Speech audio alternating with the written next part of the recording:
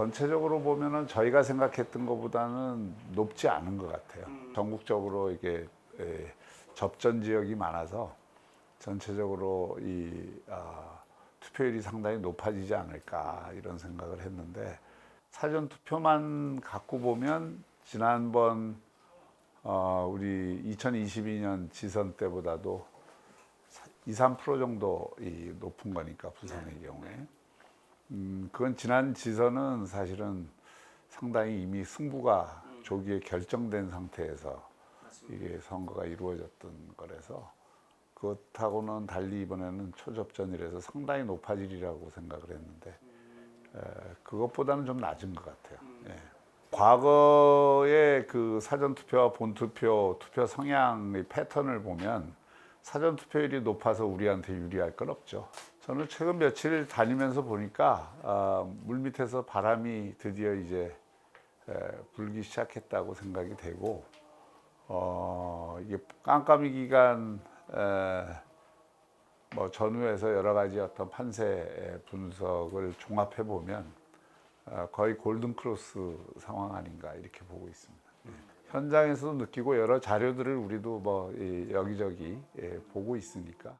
제가 어디였던가 이제 시장에서, 서부산 쪽의 시장에서 만난 한 아주머니인데 저를 자꾸 막 울더라고요. 이번에 꼭 이겨야 된다고. 지면은 정말 너무 안타까워서 안 된다고 그러면서 막 우셔서 그때 좀 울컥했어요. 뭐 특별한 얘기가 있었던 건 아니고, 저를 뭐 평소에 굉장히 좋아했던 분이라고 하면서 이제 여론조사나 이런 데에서 자꾸 이제 조금 뒤지는 걸로 나오니까 속이 상했던 모양이에요. 그래서 또 꼭 돼야 된다고 생각하는데, 아이고 웃잖아 하면서 저를 자꾸 우시더라고. 그래서 걱정하지 마시라고. 부산은 여론조사는 액면 그대로 믿으시면 안 된다고. 그리고 많이 또 쫓아 올라갔습니다. 그러니까 마지막에는 제가 이길 겁니다 하고 위로를 해드렸죠. 많이 다르죠. 그 첫 번째 선거는 사실 대선처럼 치른 선거여서, 그때는 우리가 야당이었잖아요. 그러니까 집권당 전체가 부산에 몰려와서 엄청난 네거티브를 쏟아냈죠, 그 당시엔. 그래서 16건을 막 있는 거 없는 거 고발을 해갖고, 물론 뭐 다 무혐의 처리를 받았지만, 굉장히 선거 자체도 이번 선거보다도 훨씬 더 네거티브 선거였죠. 거의 진흙탕 선거 비슷하게 치렀던 거예요.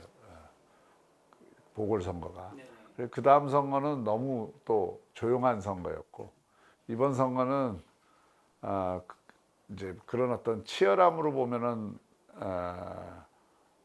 가장 치열한 선거인데, 그런 면에서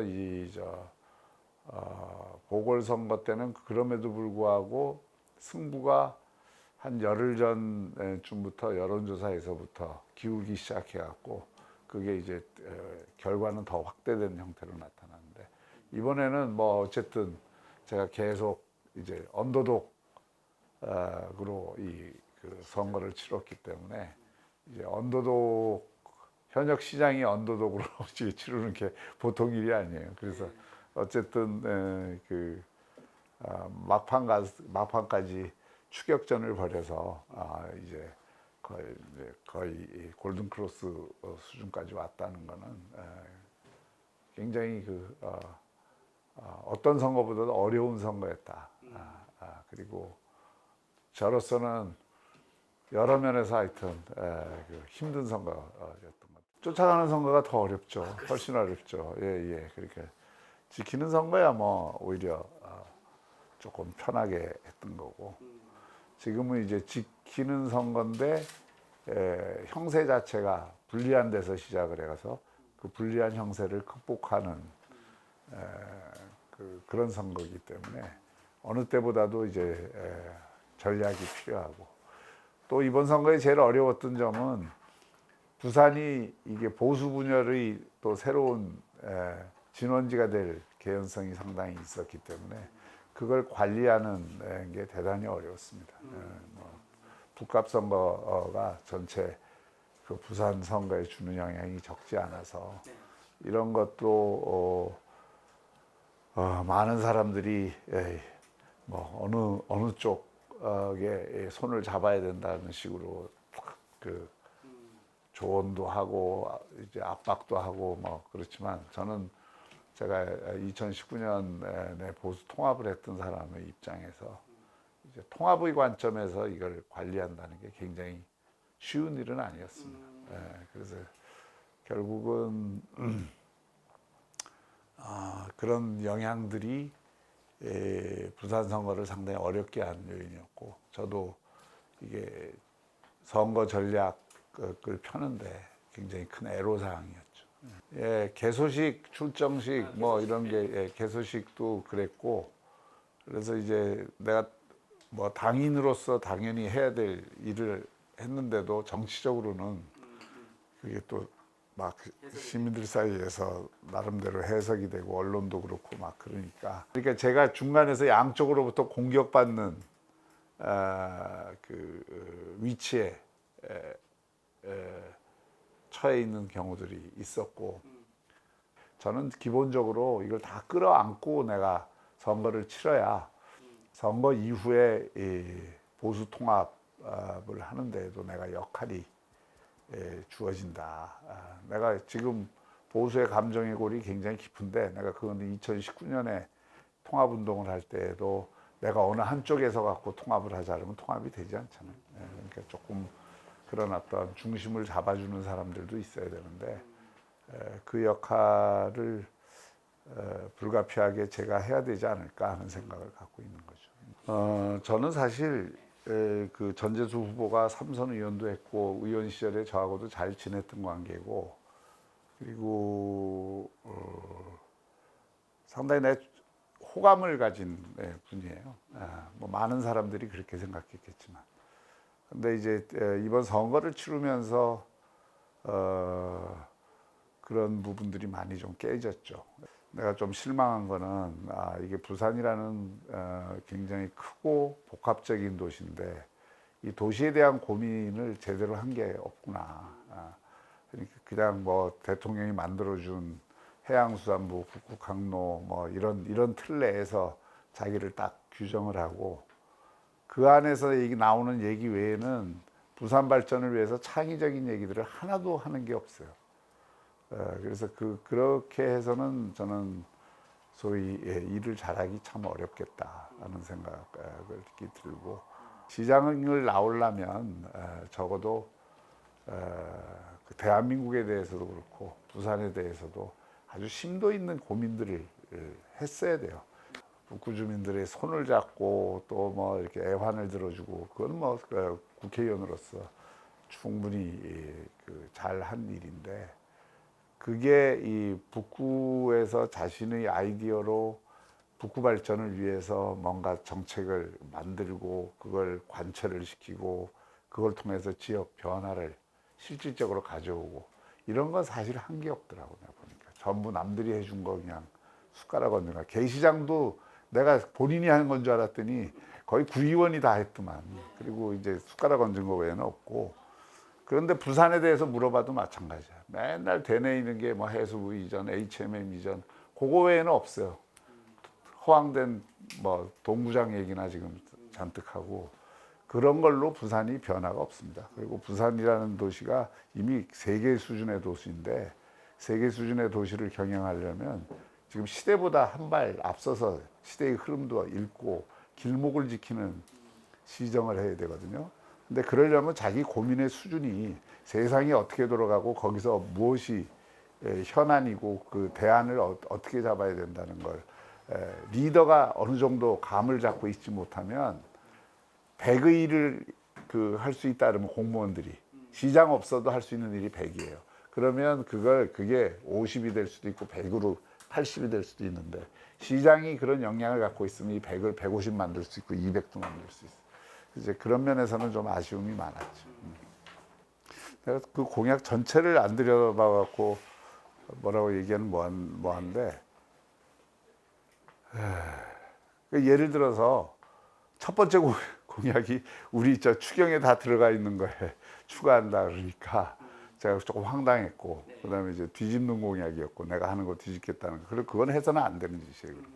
내가 오거돈 시정을 물려받았을 때 시정은 축적의 성과이기 때문에 함부로 뒤집으면 안 되고 그걸 이어가려는 노력이 필요하고, 안 풀리는 걸 풀어야지. 내가 장기 과제가 열 몇 개 있었는데 거의 다 풀었잖아요. 그러니까 이게, 그리고 자기 아이디어를 넣어서 추가를 하는 거지. 그걸 뒤집겠다고 함부로 하고 뭐 이렇게 하면은 그거 자체가, 지금 벌써 49장 뒤집겠다 그러지. 뭐 뽕삐도 뒤집겠다 그러지. 오페라 하우스 뒤집겠다 그러지. 이런 건 안 된다 이게. 그다음에 그다음 공약이 뭐였냐면 청년들 공약이었는데, 그거는 작년에 정부가 청년들로 다 공약한 내용이에요. 자기 아이디어가 없어. 거의 베끼기 수준이에요. 거기 해양 한두 개 마지막에 추가한 그거였고, AI는 하정우하고 같이 했는데, 그걸 보면서 나는 허당이라고 생각해요. 하정우가 허당이라고 나는 생각해요. 부산을 전혀 깊이 고민을 안 한 거예요. 그 대한민국 전체에서 어느 지역에 가서나 할 수 있는 얘기를 부산의 이 무슨 AI 공약이라고 한 거예요. 내가 TV 토론에서도 얘기했지만은, 부산만이 갖고 있는 이 데이터의 특성에 맞춰서 AI를 어떤 식으로 입히고, 인재를 어떤 분야에서 AI 인재를 양성을 하고, 시민 생활 속에 AI를 어떻게 넣겠는가를 알려면, AI를 이미 우리 도시 정책이나 도시 운영 시스템 속에 어떻게 지금 들어가 있는가를 최소한 파악을 하고 있어야 되는데, 데이터 센터 만들고 있는 것도 모르고 뭐 어디다 또 데이터 센터 만들겠다 그러고 뭐, 그리고 막 우왕좌왕하고, 그냥 정부가 어느 지역이든 이렇게 할 수 있는 이야기들을 부산에도 똑같이 하는 거예요. 그래서 나는 그런 정책은 지역의 특성을 살린 창의적인 정책이 아니다. 그래서 그 AI 정책도 그렇게 하면 안 된다. 이게 AI라는 게 이제 버티칼, 그러니까 각 분야에서 AI를 어떤 식으로 키울 거냐에 대해서 깊은 고민이 있어야 되는데, 우리는 그러면 해양이라든지 우리는 나름의 특성이 있잖아요. 그다음에 물류라든지 또 항만이라든지 이런 분야가 하나 있고, 또 문화나 관광 이 분야가 있고, 우리 신산업 쪽이 또 있고, 뭐 각 분야가 우리 부산의 산업 구조의 특성상 중시할 수밖에 없는 게 있고, 여기에 이제 전체적으로 피지컬 AI를 어떻게 적용을 할 건가, 이렇게 고민이 들어야 되고, 그걸 하기 위한 데이터 기반을 어떻게 구축할 건가, 그 다음에 인재를 어떻게 양성할 건가, 이렇게 이제 접근을 해 들어가야 부산다운 AI 전략이 나오거든요. 근데 그런 데 대한 고민이 거의 없는 상태. 그러니까 이제 일반론에 머물러 있고, 특별하게는 뭐 제가 딱 눈에 띄는 게 없네요. 저한테 지적된 거는 진짜 네거티브예요. 내가 물은 거는 검증이고, 아니 물론 뭐 그 언론에서는 다 네거티브라고 하는데, 그런 거잖아요. 자격을 묻는 거잖아. 검증이라는 건 자격을 묻는 거잖아요. 비리가 있으면 자격이 없죠. 비리에 대한 거짓말을 하면 자격이 없지. 전혀 없는 팩트를 갖고 그렇게 공격을 하면 그건 네거티브지.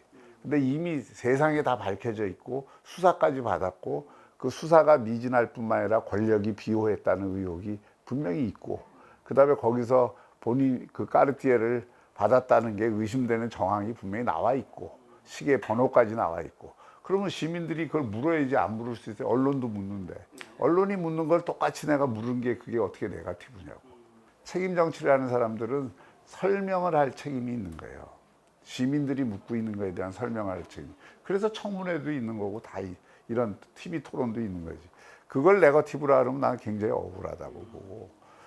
근데 나한테 제기된 문제는 막연한 그냥 풍문 또는 막연한 자기 상상의 산물로 물은 거야. 그게 예를 들어서 조현아랑하고 나하고 무슨 관계예요? 그건 내 가족이 운영하는 법인 회사입니다. 그리고 그 회사에 비리가 있다, 또는 나하고 이해관계 충돌이 분명히 있는 게 있다 하는 게 있으면 물어야지. 근데 허위사실, 예를 들어서 제 집사람이 뽕삐도 뭐 파리 출장에 동행도 안 했는데 동행했다고 거짓말로 얘기를 하면 그거는 네거티브지. 그래서 허위사실 공표를 내가 한 거고, 또 그 법인이 그 매출을 그 증대하는 과정에서 무슨 매출에 내가 관여를 한 게 있다든지 또는 그 매출 증대가 비정상적인 방법으로 뭐가 됐다는 증거가 요만큼이라도 있어야 그건 물을 수 있는 거지. 일반 기업이 영업 잘해갖고 그것도 글로벌 영업 잘해갖고 매출이 늘었는데 너 매출 는 게 잘못 아니냐? 이건 뭐 시장 경제 논리도 아니고 그게 무슨 논리냐 이게. 그러니까 그런 게 나는 네거티브라고 보는 거고. 그래서 뭐 이거는 그 용납이 안 되기 때문에 고발을 한 거죠. 그래서 그 가족을 끌어들일 때는 확실한 근거를 갖고 끌어들여야지. 가족의 명예도 훼손되지만 화랑이라는 곳은 특히 국제적인 활동을 하는 화랑은 신뢰가 생명입니다. 신뢰가 생명인데 아무리 정치판이지만 막 거기다가 그 무슨 비리가 있는 것처럼 의혹이 있는 것처럼 하는 것 자체가 그 화랑의 신뢰성을 그 굉장히 떨어뜨리는 거거든요. 그리고 그거는 지금 굉장히 크게 성장하고 있고 대한민국에 이제 부산 출신으로 메이저 화랑이 되는 거는 사실 불가능에 가까운 일인데 그런 정도로 발전한 화랑을 발목을 잡는 거고 신뢰를 잃게 하는 거니까 민영사상 책임을 묻는 거죠. 예, 그래서 그건 왜냐하면 화랑의 입장에서도 자기 이 신뢰를 회복하기 위해서는 가만히 있을 수 있는 문제가 아니다 그렇게 생각하는 겁니다. 우리 부산은 이미 세계 도시 입구까지 왔습니다. 그리고 그 증거는 제가 지난 토요일 광복동하고 광안리를 갔는데 인산이네요. 그리고 그 가운데 대부분이 상당수가 외국인입니다. 부평시장을 가도 마찬가지고. 그래서 이런 일들이라는 게 하루아침에 이루어진 게 아니고 지금 국제적으로 우리 부산이 외국 관광객들한테 가장 인기 있는 도시가 된 것은 부산이 그만큼 재밌고 매력적인 도시가 됐고 도시 브랜드도 많이 올라갔고 우리 도시의 인프라나 그런 어떤 시스템이 외국인들이 만족할 만한 수준까지 올라왔다는 걸 의미합니다. 그래서 그것은 세계도시 입구에까지 온 거예요, 우리가. 여기에 우리가 가덕도 신공항이라든지 북한 재개발이라든지 에코델타시티 개발 또 제2센텀 이런 것들이 이루어지면 부산은 분명히 세계도시로 진입할 수 있는 그 도시입니다. 이 세계도시를 경영하기 위해서는 정말 도덕적으로도 정당성을 갖고 있는 깨끗한 시장이 필요하고 또 유능한 시장이 정말 필요합니다. 글로벌 안목과 또 그 실력을 갖고 있고 일머리를 아는 시장이 필요하고 또 이것이 중단 없는 발전을 좀 할 필요가 있다고 생각이 됩니다. 그런 면에서 이번만은 세계 도시로 가는 부산에 필요한 시장이 제가 아닐까 이렇게 생각합니다. 네.